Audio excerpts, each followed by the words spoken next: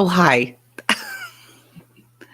I just love that song on the video, right? It's just kinda gets you in the spirit of things this morning. How you doing? Great to have you here. If this is the first time to ever catch one of my videos, thanks so much for popping in. I really appreciate it. Take a moment, grab a mug. My name is Ronnie Harden by trade. I am an editor. I'm a content writer. I'm a writing coach. I love to help people craft their stories and share them with the world. We're talking about writing stories this month. I hope you have been joining me on this little journey we've been at so far. Yesterday was like 1 week, marks 1 week of what I'm calling National Novice Writers Month. Because November typically for writers is called National Novel Writing Month. But if you're brand new to writing, maybe you've thought about it. Maybe you've been writing all along and you've really never thought about focusing it into something that you can produce beyond social media posts, if that makes sense. So, anyway, thanks for joining me here. If you are joining live, please pop in the comments and say hello and let me know where you're joining me from. Or if you're watching this via replay, thanks. I really appreciate you taking a minute to just catch back up with me. Today's lovely mug, y'all, she is pink, she is kitschy, she is fabulous. She's from the Madonna Inn in California. So I have been traveling for the last it was a 12-day trip, and it was our last long trip that we're gonna take for this year, other than going to visit the kids in Tennessee for Christmas. But we ended up my husband had a college friend who had passed away. This was a reunion and gathering of their freshman dorm. Guys, my husband's freshman dorm group is so strong that 40 something years later, they are all still very close. We see a lot of them regularly throughout the year, and it's really fun. But we got together this time we spent some time with my brother and sister-in-law at their winery house, but then we also traveled down the coast to Del Mar, where everyone gathered for the memorial. And so it was really fun to get to see everybody, but more importantly, we got to spend 12 days just traveling up and down the coast of California, which we love to do. Some beautiful scenery, some beautiful drives. And we have been driving along this place, right along the 101 for a long time. If you've never seen the Madonna Inn, or if you've ever been in California, you definitely want to check this out. But look at their mugs. Aren't they great? Bright pink, beautiful. The place is donned. It's hard to, how do I explain this? So this place has been around since 1958. It's 110 hotel rooms, each room decorated with a different theme. A different theme. So the room we stayed in was called the Rock Room. Gosh, I should have gotten all these pictures ready for you, but I didn't want to take up so much time on the broadcast because we have so much to talk about with our stories. But let me see if I can find it online. Here it is. Um, this is it's a world famous hotel, by the way. Let me pull it up here. And it is pink and white. Here it is. Okay, I'm going to share this on my screen so y'all can see this fabulous place. And why am I telling you about this place? Well, guys, we can draw um, inspiration from so many places and talk about places. This place, you guys, it's a motel, okay? But it is gosh, it's something like I've never seen before. Hold on, let me do it this way so you can see it bigger.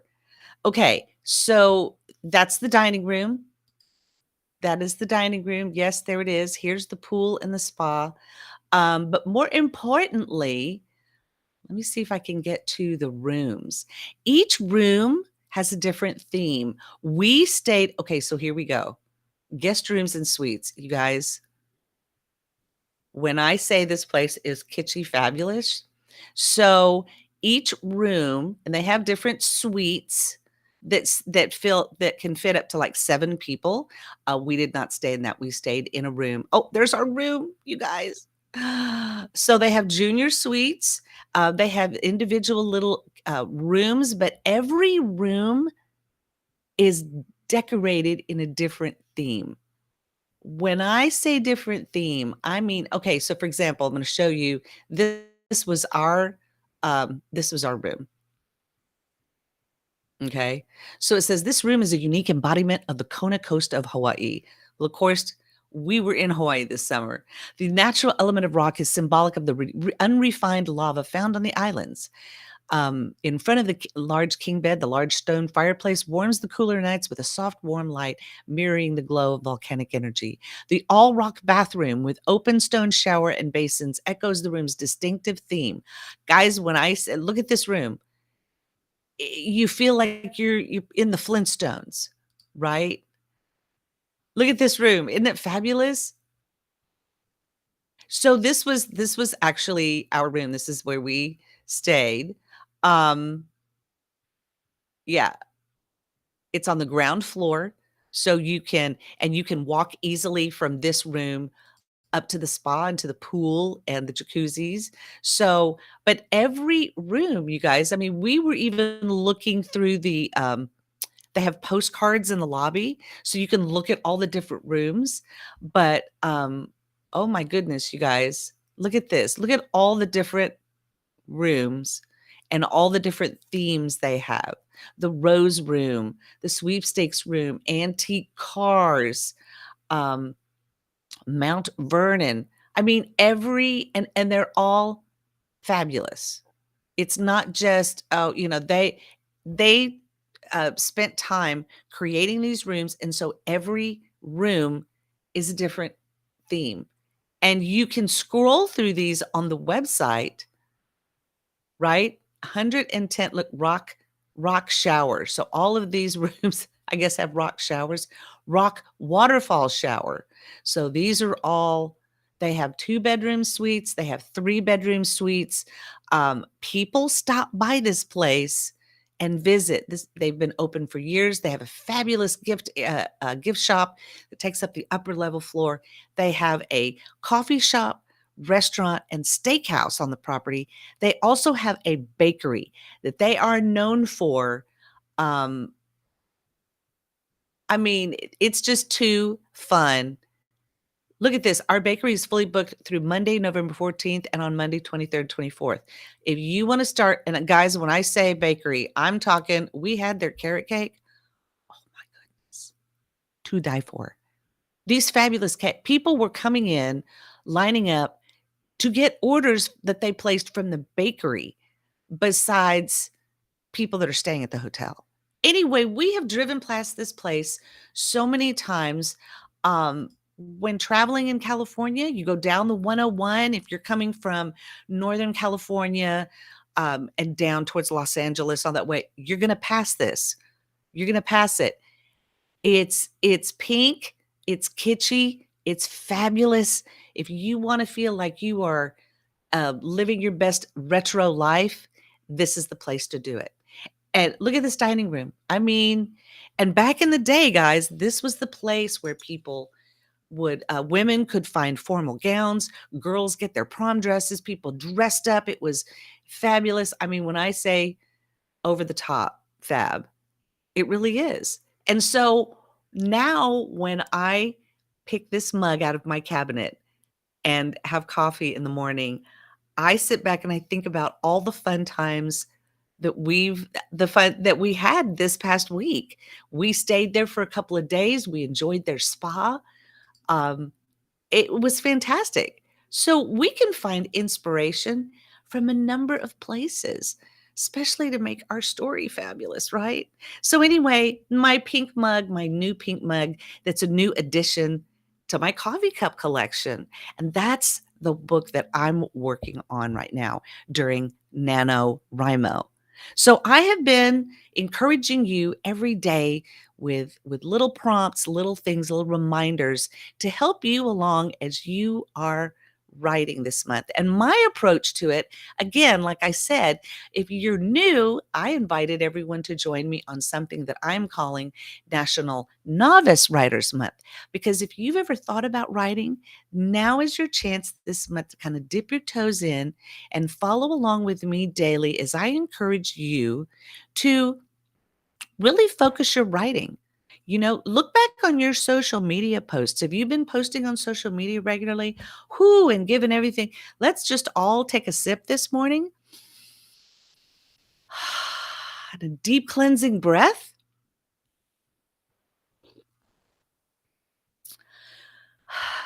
Because we made it over the hump of election day. Whoo, talk about tension, talk about conflict, talk about characters. Did you write down how you felt yesterday? If you've been writing and you've been, capturing your thoughts and putting them down, typing them up in a note or sitting down at your computer and writing, I hope that you captured your thoughts. And if you haven't, you can do so this morning over a nice mug of coffee this morning, or tea or juice or whatever you have. But I hope that you captured your thoughts about how you felt and how you feel this morning after Election Day. Because Election Day is so important in our country. It's something that we participate in as citizens. To have a free and fair election is one of the pinnacles of our system of government here in the United States. And by participating in that, the people have a voice in how their government will operate. And so, of course, a lot of races are still being counted. Votes are still being tallied because people who were standing in line last night, and kudos to all of you that were standing in line last night to make sure that you cast your ballots.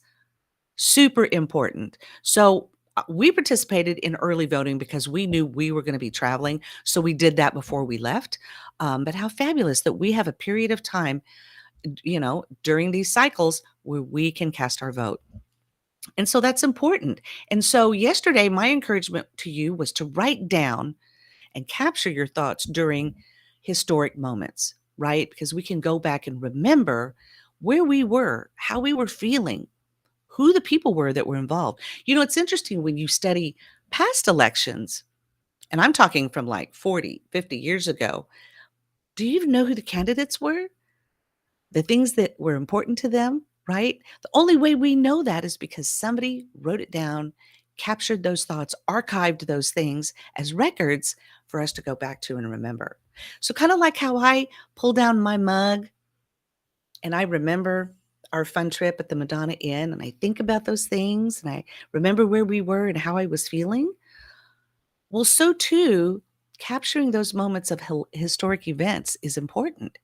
Sometimes those backdrops provide great material. If you're wanting to write a scene in a story, you want to provide that conflict and that tension. You remember how you were feeling and the things that led up to that point. Well, those can be great resource material for you if you're writing a story that involves political intrigue, or you want to write a little bit about some tension, create some conflict for your characters in your story. Or maybe your story is a nonfiction that you're telling and recounting events that happened in history, and you're providing your unique perspective. That's really important. So capturing those moments, capturing those thoughts are really important to writing your story.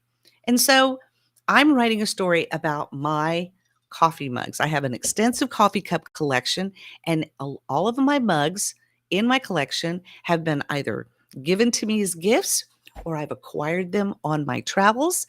And I have a story behind every coffee mug in my collection. I'm up to I added 2 mugs to the collection on this trip. So I'm at 182 mugs. And I am writing. So as part of my NaNoWriMo plan, and I'm being accountable with you guys because when I do this, it keeps me accountable too. Because in between working for clients and helping them get their stories published and told, I'm working on one that I've been working on for a couple of years now. Because to write the stories of all 182 mugs is going to be a little daunting. And so I took my NaNoWriMo planner, which if you were with me at the beginning of the month, I created my own little NaNoWriMo primer.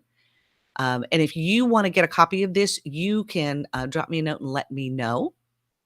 I'll put my contact info here so you can see it. But if you want to grab a copy of this planner, doing this every month is helpful. It's not in calendar form, it's in 30-day form so that I'm not so pressured by time. I did get a little bit behind because I'm traveling, but I managed to catch up last night and get my entries ready. So what I'm doing is I'm picking 30 mugs for this month. Now I have mugs picked out all the way to, what date do I have here? The 18th. I'm going to go and now that I'm back home, I'm going to go in and fill this out. But what's great is that I'm able to adjust to this as I see mugs that, oh, I want to write about that one. Or maybe I'm using it. So today's mug that I'm writing about in my list, today's mug. Good morning. Good morning, Savannah. How you doing, sweetie? Good to see you. So the mug that I'm going to be writing about today was also another time when we took a trip to California. But on this trip to California, we toured the Paramount Studios. Oh my gosh, what a fun day it was. My younger sister came. She went with us because she was actually living in California at the time. And we toured the facility. And it was great. The things we learned, the sets that we have. I mean, I have pictures that go back on my camera roll that I can go back to and find. So today's entry for my Nano is going to be the story behind my Paramount Pictures mug and the time we went there and toured the facility. So that's what I'm doing, guys, and I'm doing pretty good. Let's see, 1,000, 2,000, 3,000.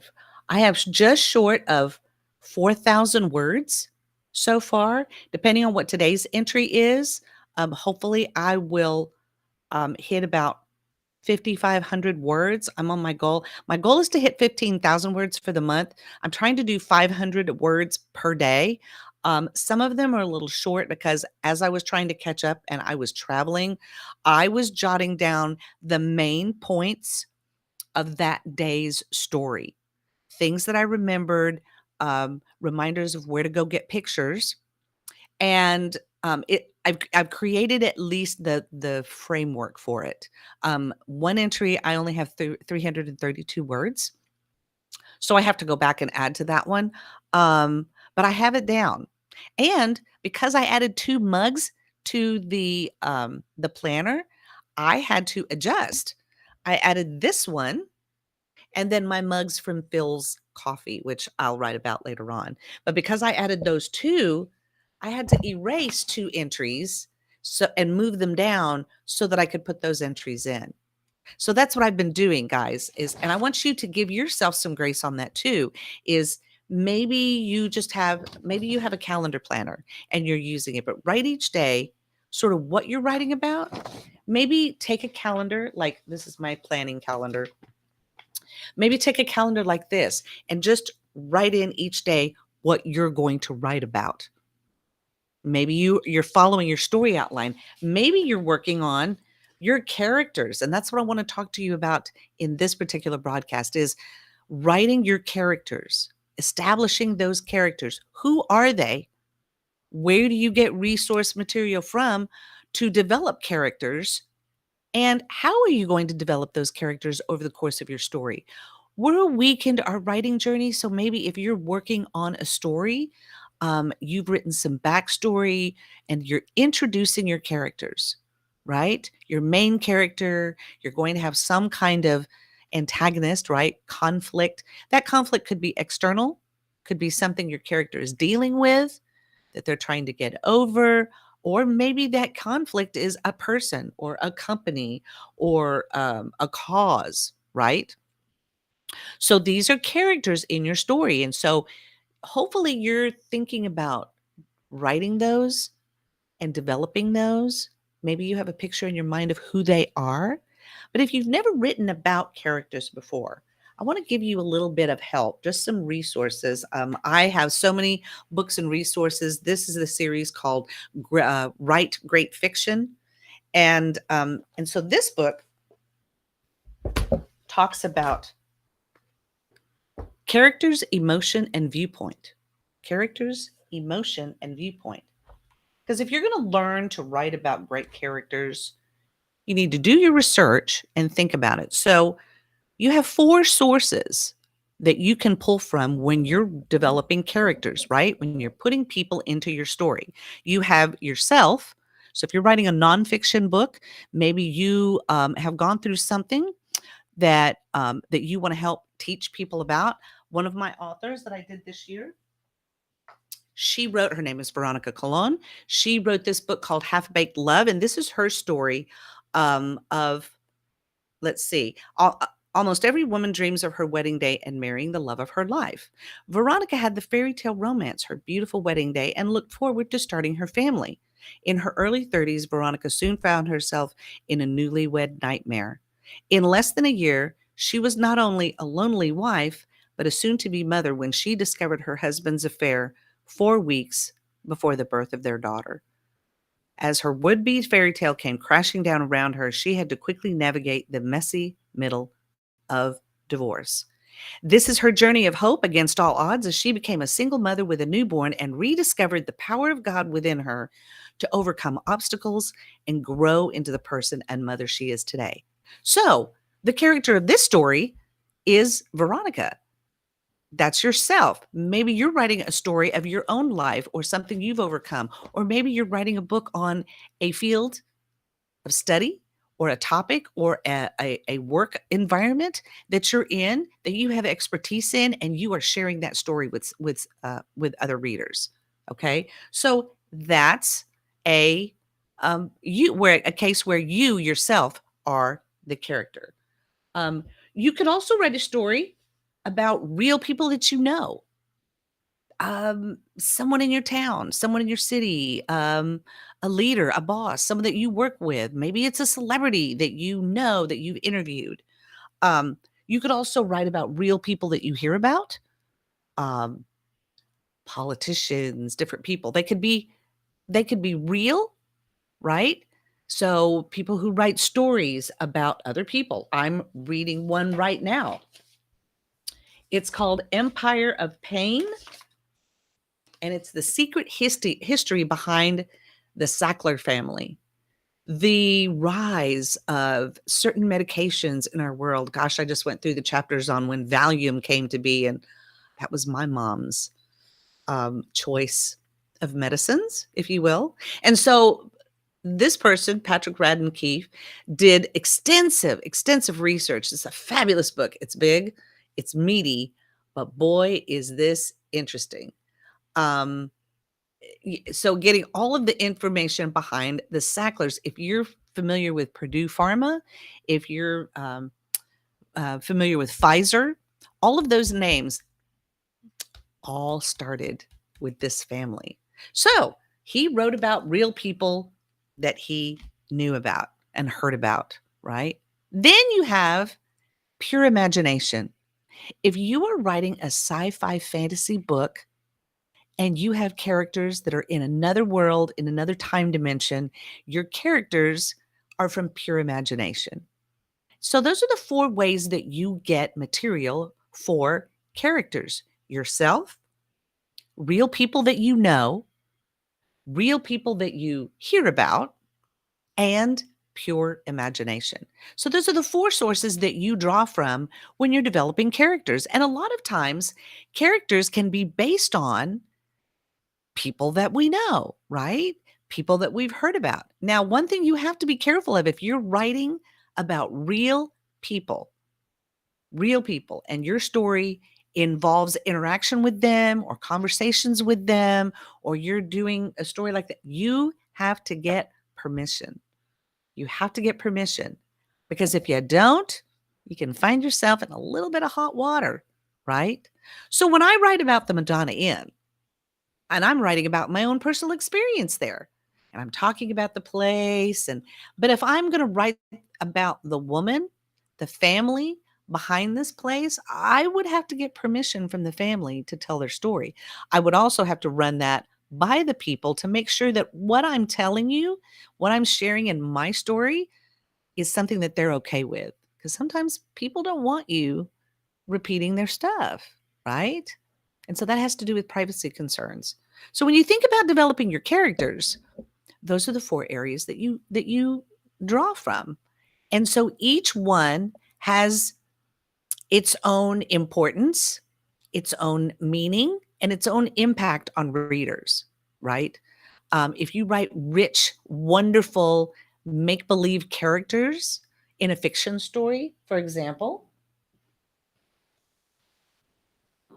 in my book club, we just finished reading Remarkably Bright Creatures, and one of the characters in the book is an octopus. Now, we know an octopus doesn't really talk, but if they could they be like Marcellus in Remarkably Bright Creatures? And he befriends Tova, the lady who is the cleaning lady at the aquarium where Marcellus lives, and they develop a friendship. So, again, these are real people that you know about. You know that there are cleaning staff at aquariums. You know that there are staff there. We also know that there could be here is something we discovered. Is it octopi? Octopuses? Octopi. I think octopi sounds really great. Oh, Kim, you love the Madonna Inn and that mug. Listen, Kim, we had a blast. We have driven past it so many times that we just felt it was time to stop by and actually visit and hang out and check it out. So I'm going to be sharing pictures on my profiles about the Madonna Inn because, gosh, what a fun place it was.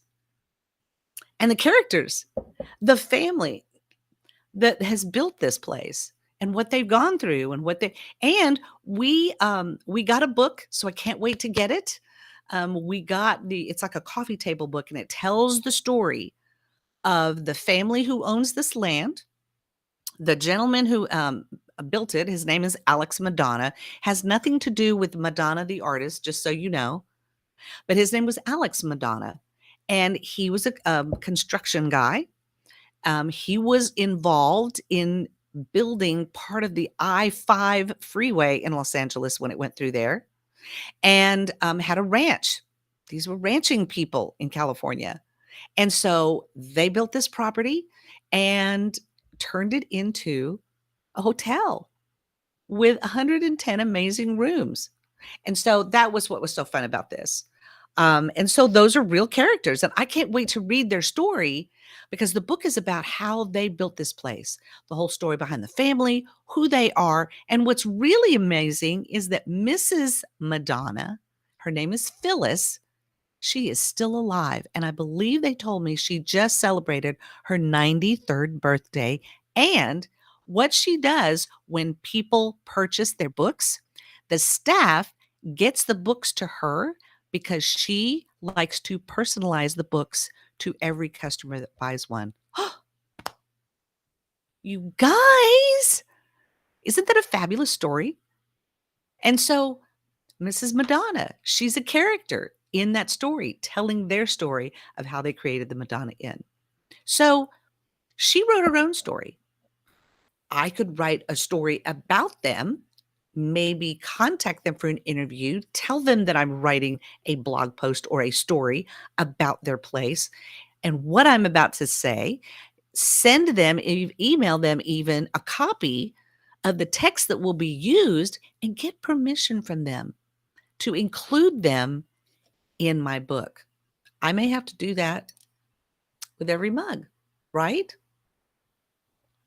Now, do I have to get permission from Paramount Pictures? No, I bought the mug. My story is about my mug and my experience there.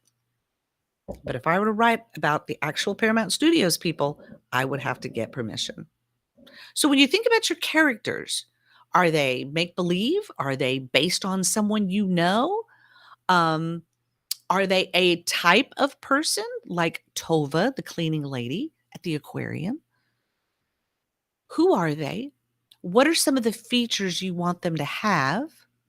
How are they going to interact with the other characters in your story?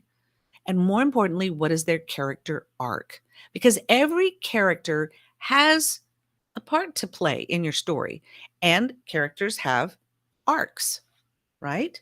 So what is a character arc? Well, a character arc is the character arc is a description of what happens to the inside of the character over the course of the story. The character arc, what is the journey that you're taking them on and what is going on inside them? Your lead character should be a different person at the other end of the arc. So if you think about, for example, if you think about Lord of the Rings and you think about Frodo Baggins, who he was at the beginning of the story, the character arc that he takes over the entire series of the Lord of the Rings, and who he is at the end. That's a character arc. In the film version of The Wizard of Oz, Dorothy begins as a dreamer, a farm girl with her head in the clouds.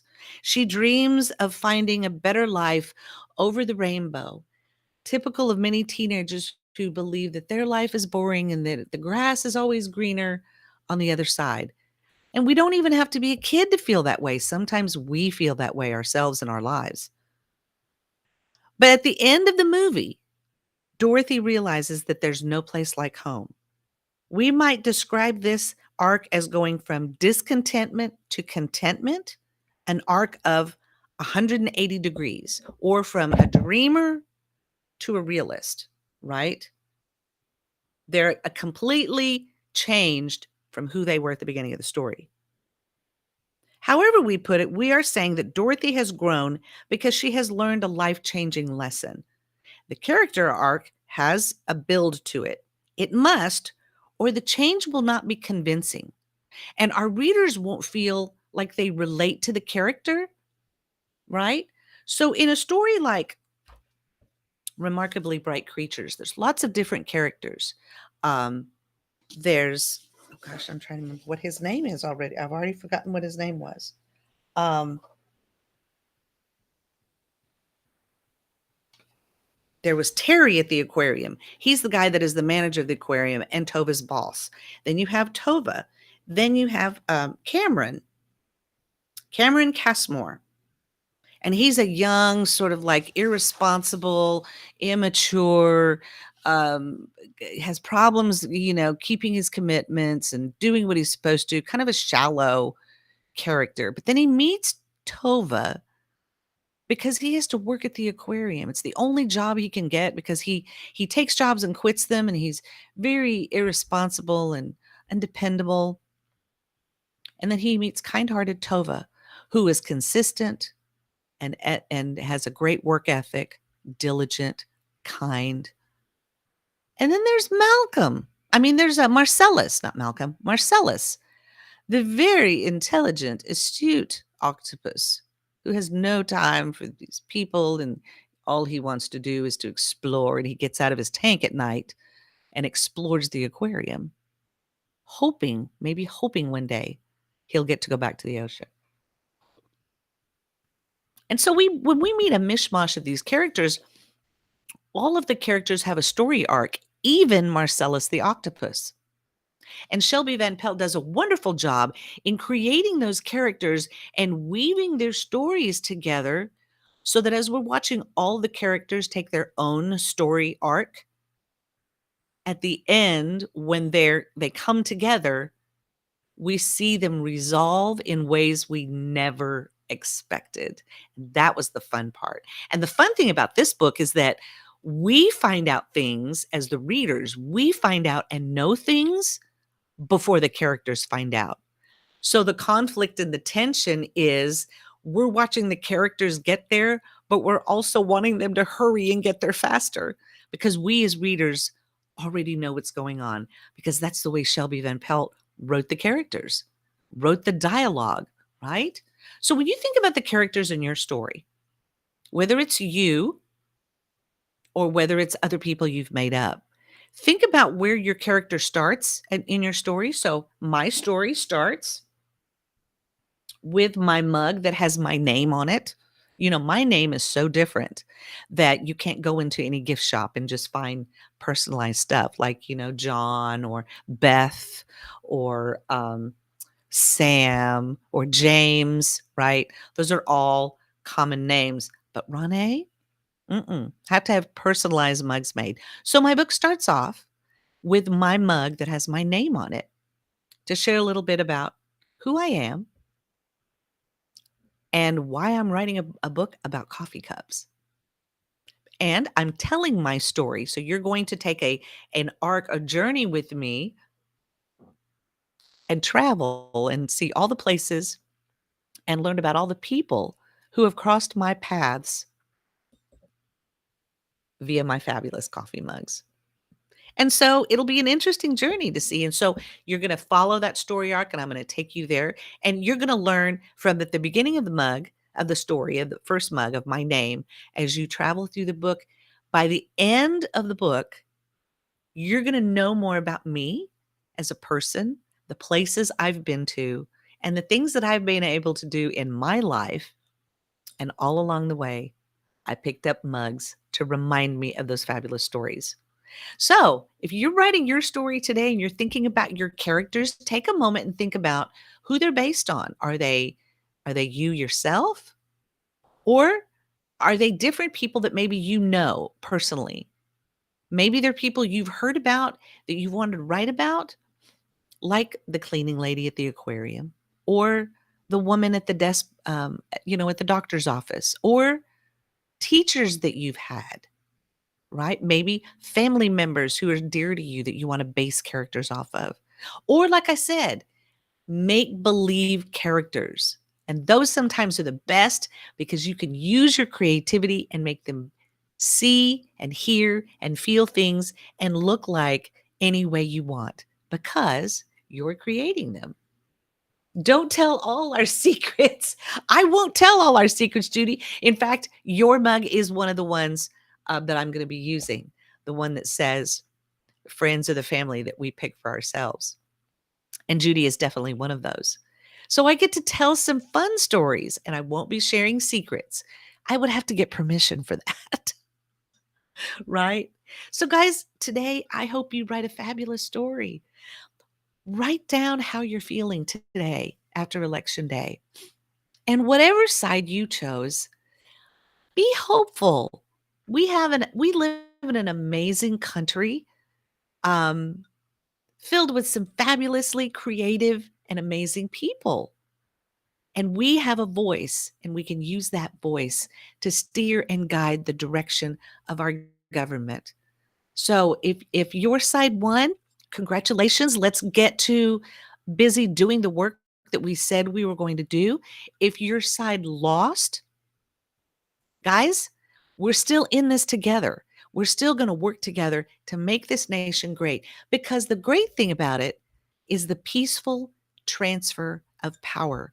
We realize that at the end of the day, we've cast our ballots, we've had a say, and if our side didn't win, that's okay. We're still here. Look at us. The sun came up this morning, and people are driving and going to work and going about their day, and we're still here. And we're still going to love on each other because you know what? We got some great stories to tell. And I hope you're working on yours. If you need help as you're working on your story, let me know.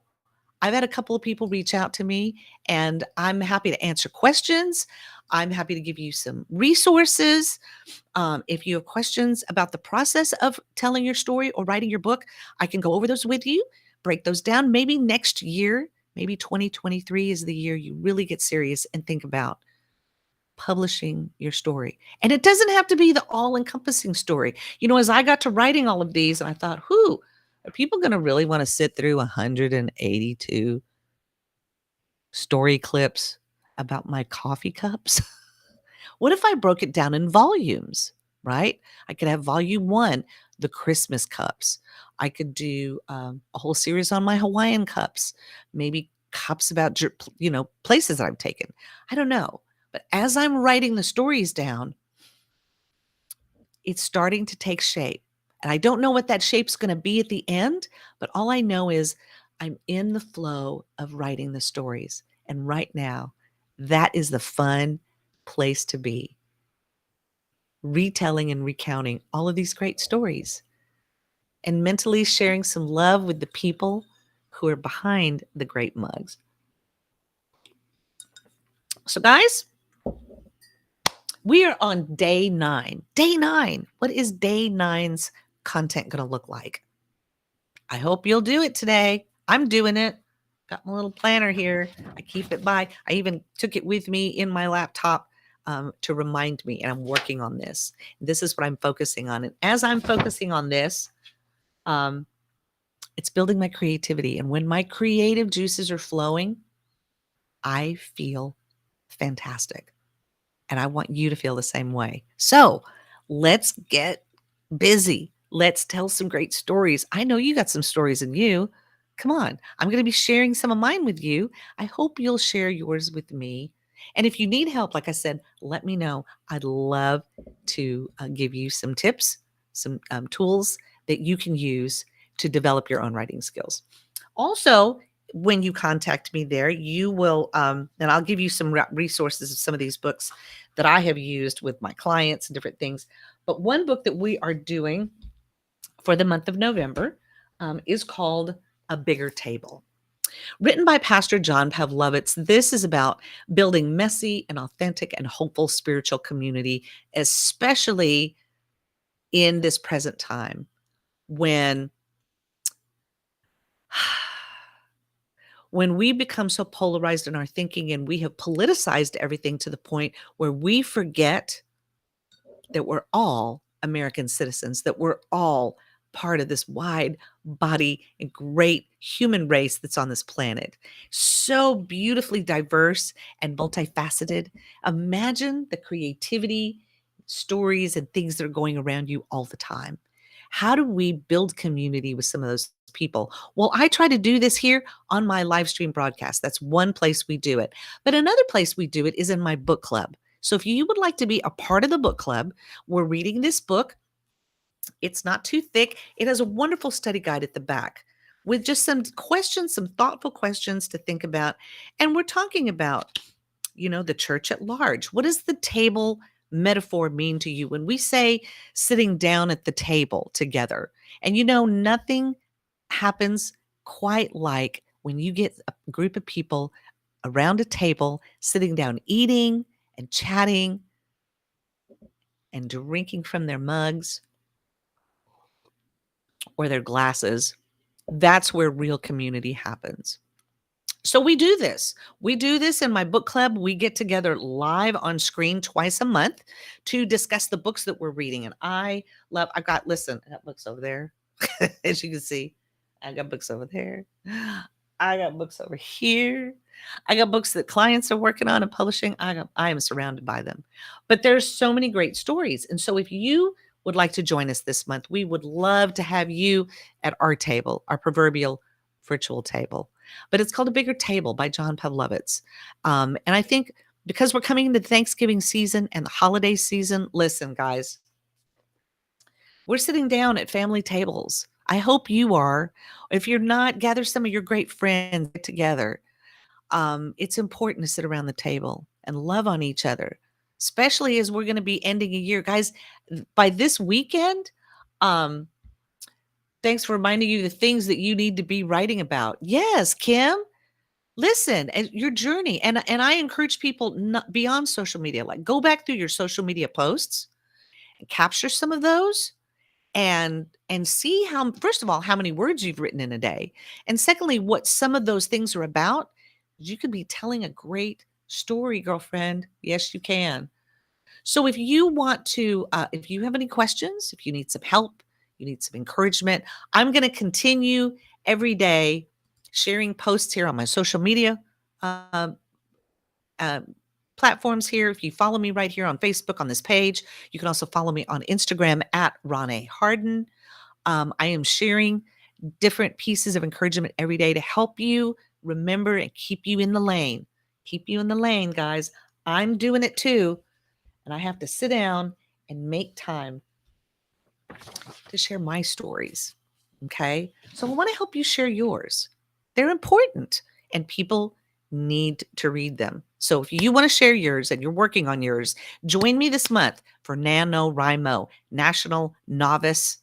That means brand new baby writers. Because once you get started, you're going to discover it's pretty fun. And once you do it and you flex those muscles, there's no telling what kind of stories will come out. So let me know how I can help. And more importantly, if you would like to join the book club, if you have any questions about writing, how to get started, any of those things, drop me a note right here and let me know. I'd love to see you. You can also schedule a free 30-minute coffee break with me where we can just chat about whatever. Could be writing, could be stories, could be a book you've read, could be about the elections, could be about anything. So let me know. Would love to check in with you. So next week, guys, today is day 9. We're going to get together next week, Wednesday. We're going to be talking. I'm going to share a little bit about character dialogue, conversations. I'm going to have new books that I can share with you. And more importantly, we're going to check in and see where we are because it'll be the midpoint of the month. Guys, Christmas is 6 weeks from this weekend. 6 weeks. We get to Sunday. Christmas is 6 weeks away. Are you ready? Have you even been collecting some of your gifts? Have you even thought about it? Have you been able to even slow down long enough to think about it? We just got through Halloween, right? So now everything is turned to Thanksgiving and Christmas, right? And that ever-present question, do we go ahead and play Christmas music? Do we go ahead and put our decorations up? Or do we have to actually wait until after Thanksgiving Day? That's always talk about a fun story topic. Start with that one. Poll some of your friends, see what they think. All right, guys, let's fuel up and do this. Let's have a fabulous day. I can't wait to see what you're going to be creating, and I can't wait to share what I'm creating. I'm trying to keep myself accountable too, guys, but because of you, I'm able to stay on task. So let's get to sharing our stories. All right. Have a great day. I will see you back here next Wednesday for another NaNoWriMo check-in. Let's get busy. See you next week.